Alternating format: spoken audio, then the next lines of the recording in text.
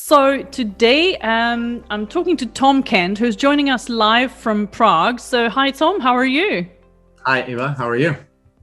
Good, good. How about the start in the new year? How did you start in Prague? Well, it's we've had 4 times it snowed the last 2 weeks, so it's been a great start. Of course, just up and running. In my business, I work with U.S. clients on their career searches, and it's never a busy moment. So it's been quite busy even since the beginning of the year. Okay. Well, I think it would be quite interesting for our audience then on Exlander and perhaps some of our other viewers as well and some of your viewers to know a bit more about you, about your background, where you come from, where you stem from, where you live currently, and how you feel about this whole sort of expat, repat, being born in a different place experience. So, yeah, over to you. Yeah, so I was born in 1973. My parents were originally from Czechoslovakia, from Prague, and they had immigrated in '68 to Canada during the Soviet invasion. I was born a few years later, and we only lived in Canada for about a year and a half after I was born, and then we moved to Texas. And so I consider myself a Texan who lives in Prague now. I grew up in Texas, went to university at West Point, the U.S. Military Academy, spent 5 years in the military, and then got out. Lived in Texas, moved to Seattle, worked in Silicon Valley, even New York. And then 7 years ago, I decided I wanted to live in Prague. It was always my dream to live back in Europe. I had been stationed there in Italy. And as a Czech citizen for my parents, I also have US and Canadian, but I wanted to leverage my Czech citizenship and see what it's like. And 7 years later, I'm still here in Prague. So it's been quite a ride. Great. So you went basically back to the roots. Yeah, that's what a lot of people say. Yeah. All my relatives live here, minus my parents and siblings. They live in the US. Okay. So you said you've got three passports, Canadian, the US passport, and Czech passport. But then Canada, is that even a part of your identity, or is it just something that you were born, is it a place that you were born in and then you just moved and it doesn't identify you or it doesn't define you, in any way? Yeah, you're right. I feel like an American, American slash Czech American, but not really very Canadian. I actually never went back to Canada, to Ontario, after my parents left when I was a year old. And so I feel like it's sort of an accident that I was born there. But, I feel much more American than even Canadian. Cool. And how is that then to switch from Texas, which is a very specific place, I would say in American terms.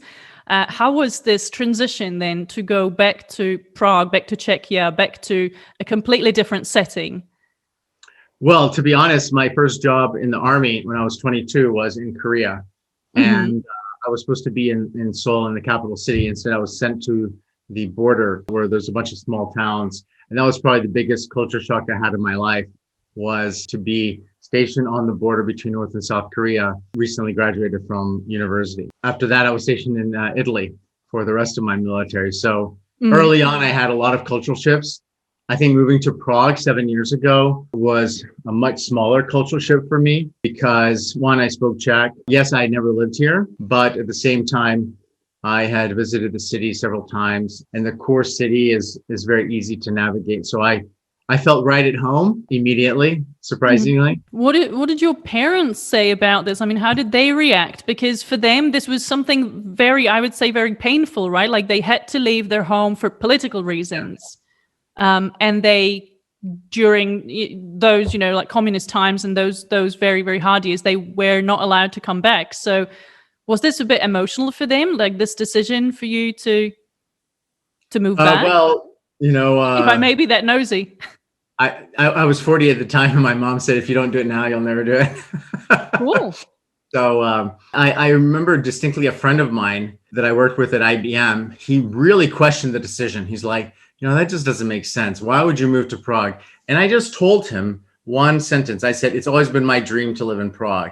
And he perfectly understood when I said it's been my dream, because economically, the jobs that are available in the US is much more. It's a country that's 30 times the size of Czech Republic. And also the language that I grew up speaking and professionally is English. So I was coming to an area where there were quite a bit, much more limited opportunities of Mm-hmm. what I could do. But I was determined to make it work. And when I came here, I actually launched a very encompassing job search strategy to get a job and be hired within 2 to 3 months. And I thought if I don't do it, then I can always go back to US. And that job search that story is what I use in my coaching now as well, is how you can go to a totally different continent and country and really use networking in a powerful way, which gets you many job opportunities. Mm-hmm. And what about differences in mentality there? Like, is it something that you had to struggle with in the beginning? Because this may be pretty different. And in terms of job search and job market and job conditions, was this something that was an issue? Or when Well, you there think probably about the weren't. two different continents and two different, let's say, mentalities and or like approaches to job hunting and employment in general. Well, I think, the volume of available jobs was obviously much less than I would be looking for, because I didn't want a job speaking Czech. I was very limited to English speaking jobs. But yes, the availability was different. But the thing is, I was very focused on what I wanted to do. So that laser focus really enabled me to just hone in on those opportunities and network with those people that was a fit for what I was looking for. I had come from New York and I'd done a job search in New York similar. New York has a lot of openings, but at the same time, they had a lot of people. So, you could say that the competition for every job, there was within a few hours, 500 to 1,000 people applying for it. In Prague, there were probably less jobs and less people comparatively. But at the same time, it doesn't mean that the strategies of being very focused and networking with the right people, they work in any city. And really using LinkedIn as a tool really helped me to crack open the Prague job market as soon as I got here. I actually connected with 750 people on LinkedIn before I even came here. Before you came here, okay. That was sort of my strategy, to connect with people on LinkedIn. Cool. And how do you like it? I mean, are you intending to stay, or do you think about coming back to the US, like to your second home one day, just let's say to settle, like for your retirement, or is this just something that is a transition period, let's say for 10 more years? It's hard to say what will happen in 10 years. I know. But right now I run a coaching business with over 250 clients in the US.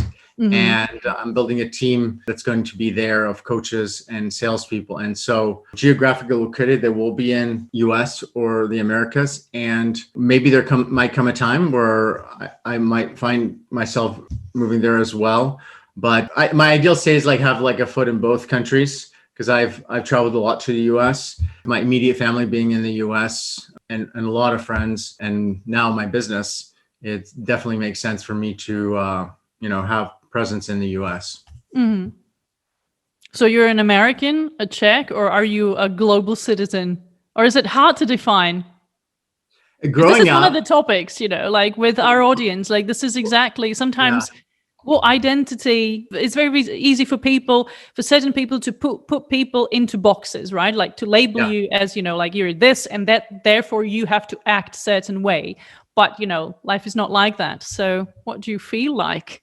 Well, I think growing up, my dad especially was very identified with being Czech, and he would say "My Češi," we Czechs, and and talk about Czech culture, Czech relatives, Czech food, and as kids we thought that everything Czech was on such a high level, and sometimes he might complain about some American habits or customs that he didn't like, and so we saw this big disparity and we thought, why did they even ever leave? Because, and a lot of what he was doing was idealizing what he didn't have. Of course. Which people tend to do. And so I felt a very strong identity with being Czech growing up. And I remember once visiting my relatives when I was a teenager and saying something like, I'm Czech just like you. And he's like, you are not Czech, you are American. And even when I moved here 7 years ago, I would, say that, hey, I'm Czech, and one girl, a friend of mine, she took me aside. She said, Tom, I know you think you're Czech, you might have Czech citizenship, but you're not Czech. And I said, why? I speak Czech. My parents are Czech. Mm-hmm. why am I not Czech? She's like, you didn't grow up here and you don't think like a Czech person. But I think it's more nuanced. I think it's more like a hybrid because, I mean, America's a big country, 300 million. Czech Republic is 10 million. Everybody's different. It's very hard to stereotype people. And the fact that, I have been able to live in many different countries, but also feel like I am, half Czech, half American. I do recognize that, when I hear Czechs say stereotypes about Americans, I say, well, there's a lot of people, there's 300 million people there. So it's quite hard to make a stereotype of nationality. Mm-hmm. Yeah, well, that's super interesting, and why I was asking is that nowadays it's become very, very popular to talk about a national identity is a sense of it's something that is non-existent or like it's fading away very soon, and we're all like global citizens, and it doesn't really matter because everybody speaks some sort of English. But I think that hearing these stories, and very often the expat experience or the settling abroad experience is very, very positive. But hearing those stories, sometimes I come to a conclusion that no, it's not like that. I mean, there's still certain roots that people do like to go back to. And there's still certain, let's say there is a mentality or a mindset that is very, very typical. Even if we can't stereotype, and it's very awful to stereotype, and it's a simplification really. But yeah, I think it's something that is still very present. And I can imagine that it's, in a way, it's also rather patronizing when one of the Czech women told you that you're not really Czech, that you're American, right? I mean, it might be a good joke, but at the same time, I mean, nobody can take this away from you, even though you grew up somewhere else. And of course, you've got that different mindset, let's say to business, because this is something very, very different, how business used to be done in countries like Czechia. I mean, I like to call it Czechia, not the Czech Republic, because that's like a formal name, but like, those countries and the US, right? Right. So, right. Yeah. Yeah. And in terms of something that you, let's say, dislike, or something that bothers you a bit, because I had a few Americans on this show, and one American who lives in Prague. She's from California, and she said that there's certain things, it's nothing negative that you need to be, ranting about, but still, is there something that really bothers you and that you can't come to terms with, and you cannot understand why people are behaving a certain way? So I was really thinking hard about how to answer this question, because some of the things that I thought were strange when I first came, I eventually found out that it's just a matter of like understanding it. But there's one thing that is pretty different from how people behave in the US is that in Czech Republic, sometimes there's an excessive politeness to people in the store or people you meet. Oh, would you terribly mind, please? And, in US, we walk in and say, hi, where's the milk in the store? If you said that in Czech Republic, they would be like so insulted that you're so direct. You're making me seem lower than I am, And just the directness and using less words. I mean, yes, we say the word please in English in the US, but the way they say it here, they use a lot more words. And in Czech, it's called vomáčka. The sauce of what you use and how you approach things. And I'm a pretty direct guy. And then also in the US, we just don't use that sauce as much. And I saw this when I worked at my first company at Avast, was a lot of the Czech people thought the Americans were very militaristic, very direct. And I was like, no, we're just, we don't talk with using the sauce. So that's probably the one thing that keeps coming up, because it's kind of hard for me. And even my mom has said it. She's like, the way that people behave in the stores, it's like you're serving them instead of them serving you. Right. Yeah. Well, I've heard other stories of like let's say Czech, like customer service not being as friendly as in the US, for example, on the other hand. So you as the customer have to be overly friendly. And I think someone's told me that was reminiscent from communist times, when you would walk into a store, they were the Lord. You were just this person coming in to like, please, can you please give me some of the rare goods you have? behind the counter. And so I don't know. I don't know if it's overhang now, but it might still be the reminiscence of those days. Yeah, it might be that to a certain extent. But I think, one thing I've heard a lot is that people say, Tom, you're very outgoing and that's very American. I think if you generalize, maybe, but the thing is, I've met a lot of outgoing Czechs as well. So to say that just being outgoing and being open is American quality, maybe in general, it might be, but I found many open and outgoing Czech people as well. So it's maybe in degree, but it's so hard to make generalizations about. It is. It is. But going back to your, let's say, military years, like you were stationed in South Korea at the border with North Korea for 2 years, you said? I was on the border for 1 year and then in Seoul for my second year. So okay, well, can you talk a bit about that? Because that's a very rare. I don't think that I get to speak to people with such an experience on a daily basis. So that's very interesting. And you said you also learned some Korean. Yeah, I was actually the Korean liaison officer to the Korean Army, so I would go on the Korean bases occasionally. So how did I get to Korea? I never intended on going. When I was at West Point and we were picking our spots where to be stationed, the top spots that I wanted, Europe and some spots in the US and Texas and South Carolina, were all taken by the time I got to choose. And I looked at the list and I thought, well, okay, everything else is 3 years. Rather than being 3 years in a place I don't want, I will pick Seoul, Korea for 1 year. And Seoul was, a great place to be. It's a cosmopolitan city of 10 million or more. And so I thought I had that secured. And about 9 months later, when I get stationed there, I show up and they said, oh, your orders have been changed. You're going up to the border. And I was in shock because I already had my military orders and everything. And they said, yeah, it was changed last week. So we didn't have time to tell you, or we couldn't. So I spent a year on the border. That was a very big culture shock. Being in Seoul wasn't, but being on the border was. I can imagine that. Yeah. Yeah. And so I used to come to Seoul frequently on weekends and found out, well, if I'm already in Korea, why don't I experience Seoul, what I originally wanted to do? So I spent my second year there, had a great time, really, really love the city. And what was it like to be on the border with North Korea? Did you somehow experience, because there are lots of myths about it, right? But there is also quite a lot of, serious stuff going on. So was it something that you, I don't know, feared for some time, or that you felt uncomfortable with? Or of course it was exciting, but well, you're actually not on the border because only the Koreans are on the border. We are sort of the reserve force, but we are close to the border, and you felt like there was a state of war constantly. But it was something that had been simmering for, I don't know, since the 1950s. So it had been sort of a static alertness, and the fact that you had to be on the base every night gave you a sense like, okay, this is real stuff. You can't just be doing whatever. So you have to be available in case something happens. The biggest thing was, one, it was a fairly sized big army base relative to the nearby Korean town that was there.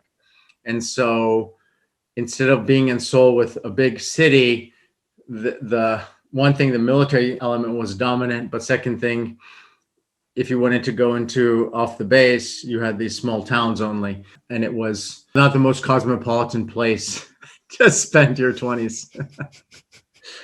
But what a story. I mean, I don't think that you would change something about it, right? You wouldn't change anything going back. Well, let's just say that the contrast between living up there and when I was once or twice a month, I would go down to Seoul, and it was just like night and day. I tell people it's like going to Disneyland. Because there was just such a abundance of things to do rather than in the small village or town. Right. Okay.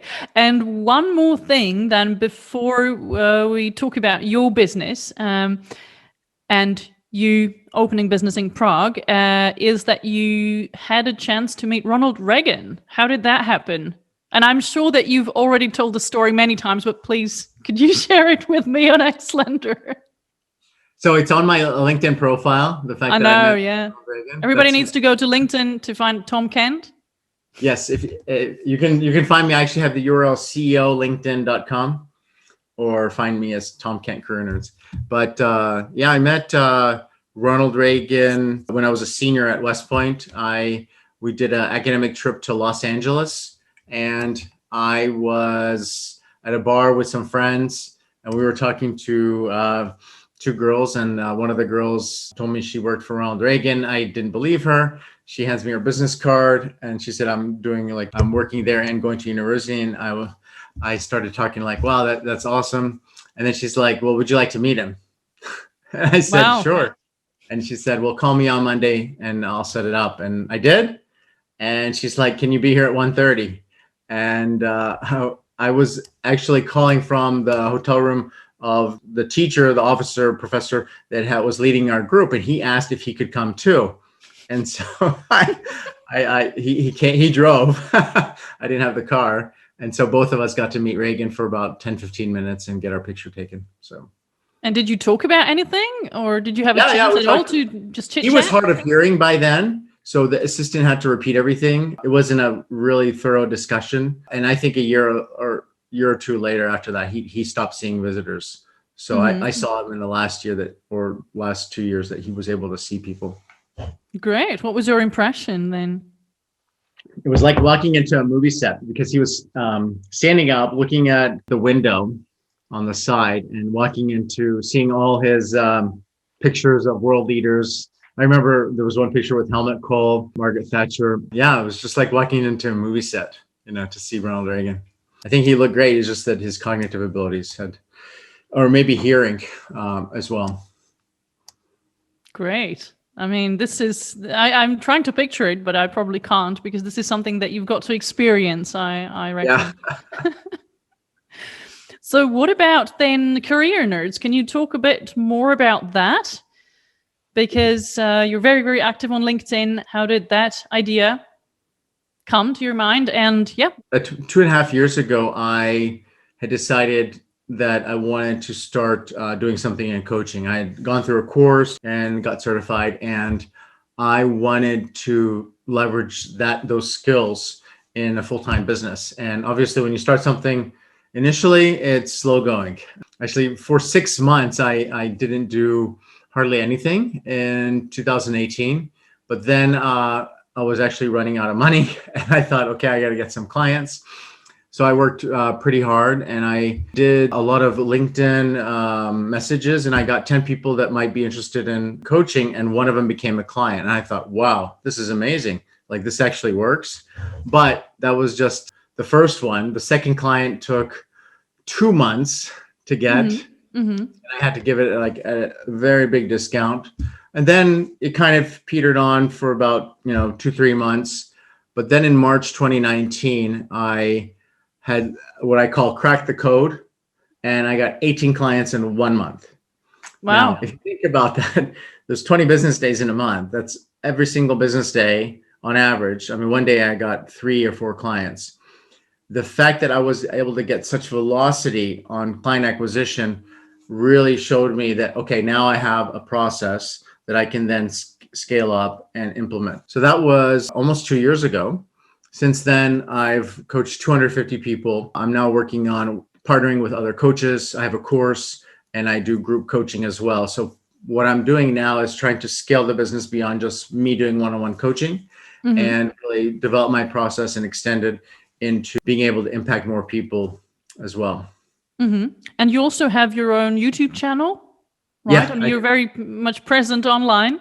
Yeah. And so you do career coaching, or let's say job search, job interviews, and all that around, right? This is something that encompasses the whole experience. Primarily, it's about helping managers and execs make the next career move with a couple different things. One is having very extreme focus. Second, personal branding. Third, networking. Fourth, interviewing. And fifth, negotiating. So all those things are what I help people in terms of, making that leap for their ideal dream job. And actually, over the weekend, on Saturday, one of my clients went from a director position to a chief technology officer. So I'm quite happy with that, because that's ultimately, that's the proof in the pudding that, the process that I've developed with my clients really works. Yeah, it's a great reward for you, I guess, as well, to know that it was worth starting. But did you also have doubts in the beginning? Like, did you ask yourself and question all, the decision and, had I made the right choice, et cetera, et cetera? I mean, it's natural, right? I did. I had a lot of doubts after I got my first client. It took me 2 months to get my second. And I remember a friend of mine, she asked me, Tom, do you believe in yourself? And I was like, I don't know why, but that was like a trick question. And I said, well, I'm not seeing the evidence of this. I'm not able to get clients. And she's like, first you got to believe in yourself, then someone else can believe in you. So that's what I really took to heart, that I have to really trust that I can find the solution. And actually, it opened my mind. I went through some entrepreneurial workshops in Thailand and really became very adept at testing different strategies on, marketing myself, selling coaching, and then actually doing the coaching, and always testing and tweaking the process. Because, if you're static, then you don't want to keep doing the same thing. So I'm always trying to optimize what I do to make sure it's providing more value, but also being economical with my time. Because the last 2 years I've had probably between 2,000 and 3,000 calls. Wow. And time is money. Let's face it. And obviously you want to be efficient. So I think some months in 2019, I had about 12 to 14 calls a day. So I really worked hard on optimizing that last year. And now I'm working on that as well, because the one-on-one sales calls and coaching is important, but it's also very time consuming. So what I'm doing now is trying to optimize it and make sure that I can make the most out of my time every day. Okay. So have you hired other people then to do certain stuff for you? Are you delegating stuff? Well, yeah, I do have a team. I have a team of three assistants. They do a lot of my communication on LinkedIn, helping with various tasks, building the course with the channel, YouTube channel. I have a video team in the Philippines as well. So they're placed sort of worldwide, or are they based somewhere else? All virtual, yeah. All over, all virtual, yeah. That seems to be the new normal, I guess, and especially now with COVID. I coach everybody virtually as well, so I have people in, everybody's in a different location. I mean, one day I'm coaching someone in New York, then California, then the UK, then Dallas. So, not having to travel to your coaching location is a great benefit. I mean, people ask me all the time, like, don't your clients want to see us? Like, yeah, for one thing, I don't think so, because like, what are we going to do? Like, are we going to go to their office, their home, coffee shop? And then how do I switch between cities? So the fact that, we're using Zoom right now, but with you, and we're in different countries, it's phenomenal. Yeah. It is amazing. Have you got any Czech clients too that you'd be polishing your Czech language skills there? When I started, I was trying to do both Europe and US, but I found that wasn't a good strategy. I did have 5 people here. Surprisingly, none of them were Czech. There were 2 Slovaks, one from Spain, one from Italy, and then German. But I really didn't market myself here. And after very quickly, I found out that as an American with American work experience, and also the focus that I help my clients is really focused on certain ideal clients and ideal outcomes. So right now, I work primarily with people who went to military academies and are mid or senior level managers or execs. And that's my target group. Cool. And what about, I mean, you live in Prague. For many people, this is an amazing place, amazing city to be. What about your free time? I know that as an entrepreneur, I mean, you work 24/7 and it is your passion, but have you got any like spots or something that you like to visit? You like to spend time at certain places there? As it is something sort of like your second home that you return to? Prague's a great city to walk in, as you know. I live. I used to study there, so yeah.